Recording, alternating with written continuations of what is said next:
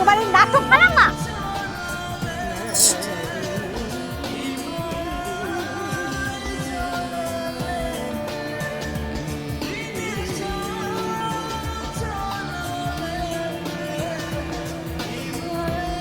কই নাটকটা বন্ধ করবে? কথা কানে যাচ্ছে? আর তোর কি আর কোনো কাজ নেই? হ্যাঁ, এখানে কি করিস?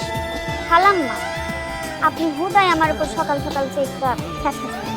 আপনি তো জানেন প্রতিদিন সকালে আমার একটাই কাজ, সেটা হলো খালু জানের ধ্যানে জমাই দেয়া। এই ধ্যান না, যোগা বল, যোগা। ওই দেখেন শেলি, তুমি এরকম চমৎকার একটা সকালে মানে এরকম চিৎকার চেঁচামেচি দিয়ে শুরু করলে? আরে কোথায় এরকম একটা সকালে রাগ ভৈরবী শুনবে, মনটা প্রফুল্ল হবে, তা না? কেন যে তুমি গান শোনা ছেড়ে দিলে? তাই তো, আমি সারাদিন শুধু গান শুনতে থাকি আর সংসারটা ভেসে যাক, তাই না? পাগলের সংসার করছি আমি। মায়ার বাবা মা যে আজকে আসবে, ভুলে গেছো নাকি খেয়াল আছে? আরে কি আশ্চর্য, বলবো কেন? কিন্তু তারা তো আসবে রাতের বেলা। তুমি সাত সকালে এত অস্থির হচ্ছে কেন? কি বলো তুমি?